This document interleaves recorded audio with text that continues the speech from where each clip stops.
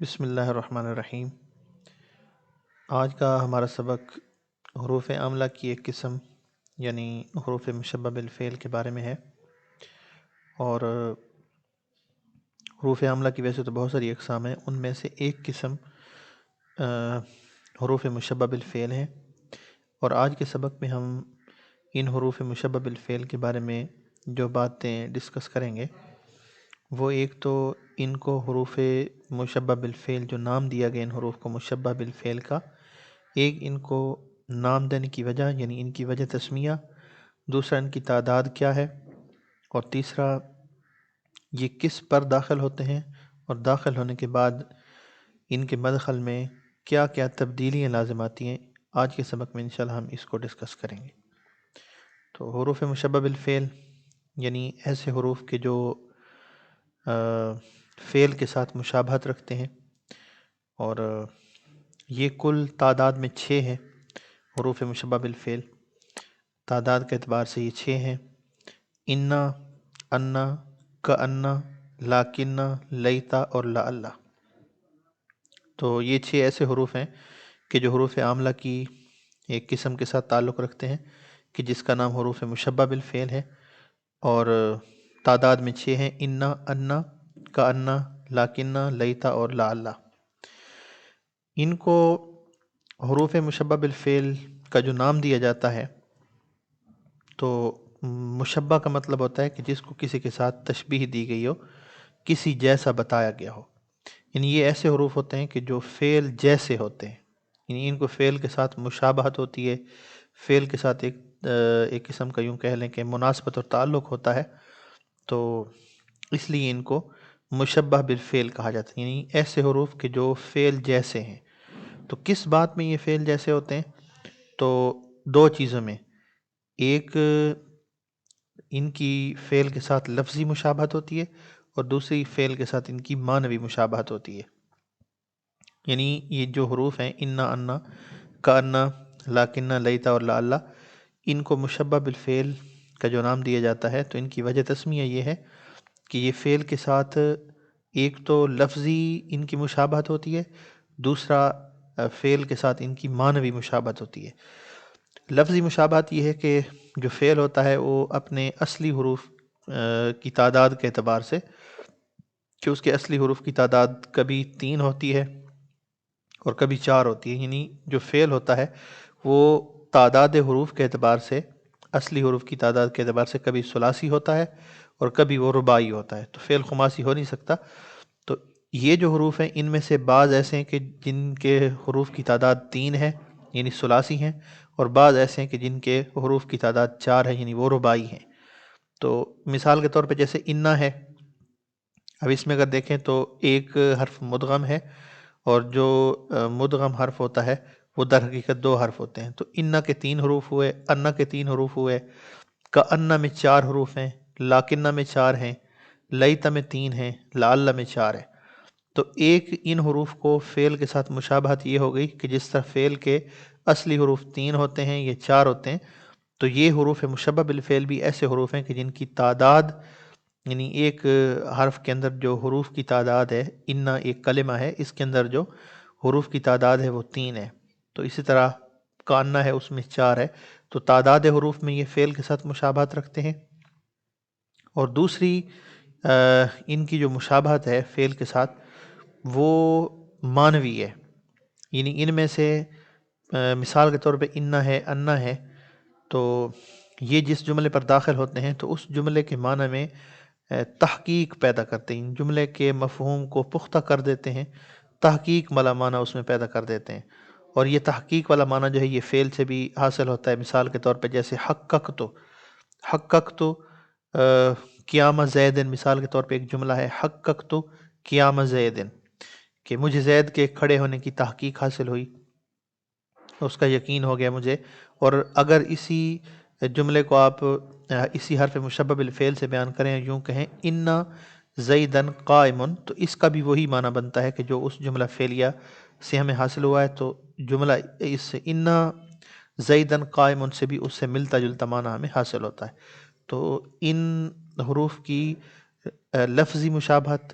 یعنی تعداد حروف میں بھی یہ فعل کے ساتھ مشابہت رکھتے ہیں، اور معنوی مشابہت کے معنی میں بھی یہ فعل کے ساتھ مشابہت رکھتے ہیں، اس لیے ان کو حروف مشبہ بالفعل کہا جاتا ہے، یعنی ایسے حروف کے جو فعل کے مشابہ ہوتے ہیں۔ اب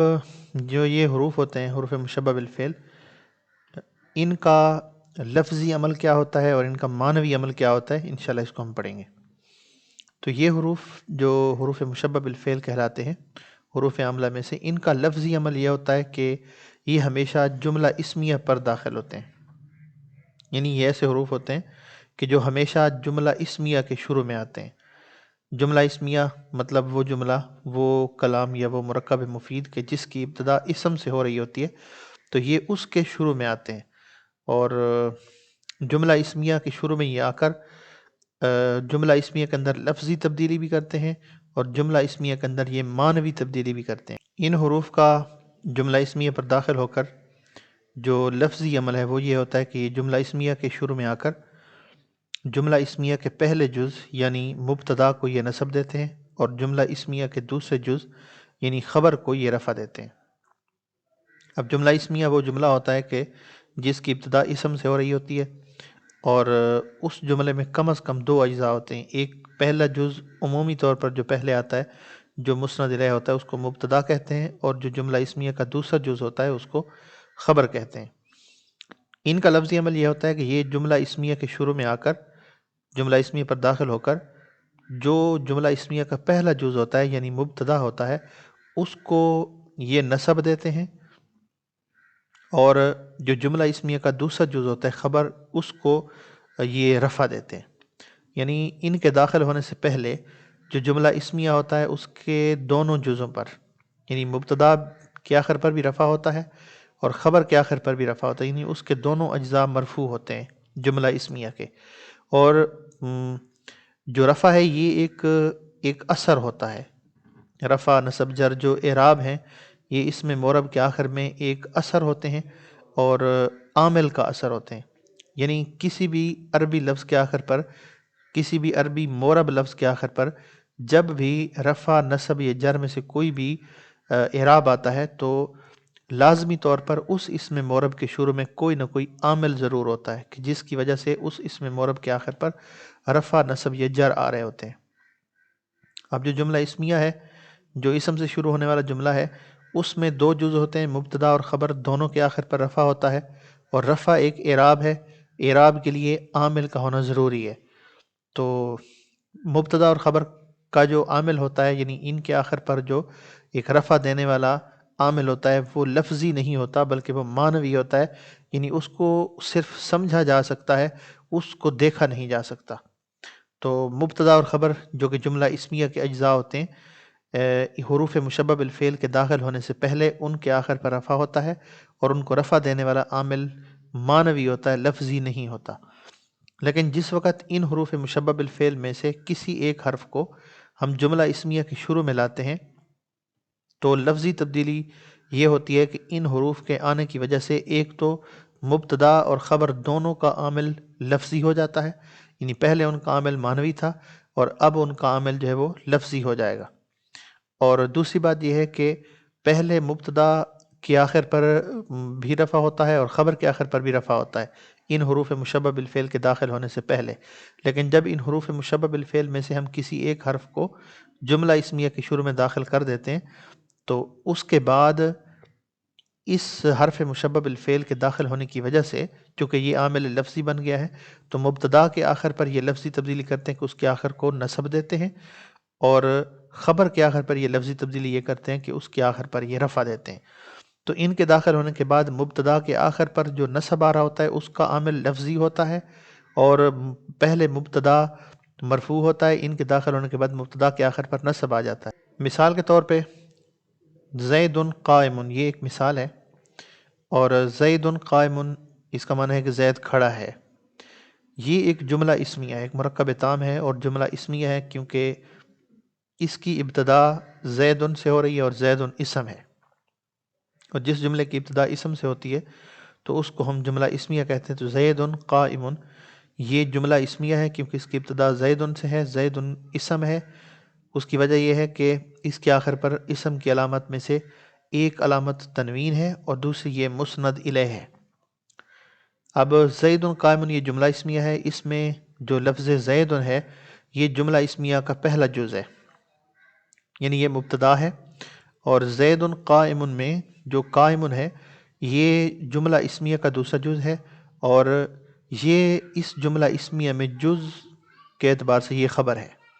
یعنی زید یہ پہلا جز ہے، مبتدا ہے جملہ اسمیہ کا، اور قائم یہ جملہ اسمیہ کا دوسرا جز یعنی خبر ہے۔ اور اگر ان کے ہم اعراب کو ملاحظہ کریں تو زید کے آخر پر بھی رفع ہے اور قائم کے آخر پر بھی رفع ہے، یعنی دونوں کے آخر پر ہمیں رفع نظر آئے گا، اور زید اور قائم دونوں سے پہلے ہمیں زید کے آخر پر بھی اعراب نظر آ رہا ہے رفع، قائم کے آخر پر بھی ہمیں رفع نظر آ رہا ہے، لیکن زید قائم دونوں سے پہلے ہمیں کوئی ایسا عامل نظر نہیں آ رہا کہ جس نے زید کو رفع دیا ہو اور قائم کو رفع دیا ہو، تو اسی لیے اس زید اور قائم دونوں کا عامل ہم مانوی کہتے ہیں۔ لیکن اگر اسی جملہ اسمیہ کے شروع میں ہم حروف مشبہ بالفعل میں سے کسی ایک کو لگا دیتے ہیں، جیسے کہ ان کو لگا دیتے ہیں، تو ہم یہ کہتے ہیں ان زیدن قائم۔ اب ان زیدن قائم میں اگر ہم دیکھیں تو یہ ان حرف مشبہ بالفعل ہے، اب یہ جملہ اسمیہ جو ہے زید قائم پہلے تھا، اب اس کے شروع میں ہم نے ان لگا دیا ہے، تو یہ ان ایک عامل ہے، یعنی حروف عاملہ میں سے ہے، تو یہ ایک حرف عامل ہے، اور اس نے عمل یہ دکھایا ہے کہ جو زید پہلے مرفوع تھا جملہ اسمیہ میں، ان حروف میں سے کسی ایک کے داخل ہونے کے بعد، جیسے کہ ہم نے یہاں پر ان کو داخل کیا ہے، تو وہ جملہ اسمیہ کا پہلا جز جو پہلے مرفوع تھا اب اس کے آخر پر زیدن کی صورت میں نصب آ گیا ہے، اور اس نصب کا عامل بھی ہمیں نظر آ رہا ہے کہ ان لکھا ہوا یہ عامل لفظی ہے، اور جو قائم ہے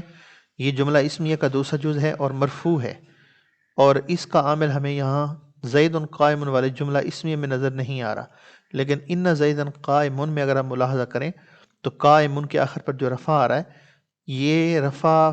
پہلے قائم جملہ اسمیہ میں بھی ایسے ہی تھا، لیکن اب بھی رفع ہے، فرق یہ ہے کہ اس سے پہلے والے زید قائم میں قائم کے آخر پر جو رفع ہے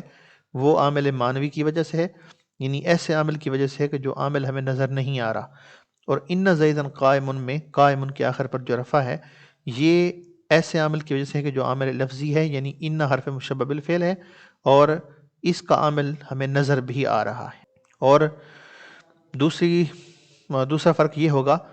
کہ زید قائم میں جب یہ جملہ اسمیہ تھا تو اس صورت میں، یعنی جب اس کا عامل اس پر ہم نے حروف مشبہ بالفعل میں سے کسی کو داخل نہیں کیا تھا، تو اس صورت میں جملہ اسمیہ کے پہلے جز زید کو ہم نے مبتدا کا نام دیا ہوا تھا اور قائم دوسرے جز کو ہم نے خبر کا نام دیا ہوا تھا، لیکن جس وقت ہم اس جملہ اسمیہ کے شروع میں حرف مشبہ بالفعل لگا دیں گے تو اس کے بعد جملہ اسمیہ کے جو دونوں اجزاء تھے ان کے نام بھی تبدیل ہو جائیں گے، مبتدا کا نام ہم رکھ دیں گے حروف مشبہ بالفعل کا اسم، اور خبر کا ہم نام رکھ دیں گے حروف مشبہ بالفعل کی خبر۔ پہلے مبتدا اور خبر تھے، اب مبتدا کی جگہ پہ یہ حروف مشبہ بالفعل کا اسم کہلائے گا اور خبر حروف مشبہ بالفعل کی خبر کہلائے گی۔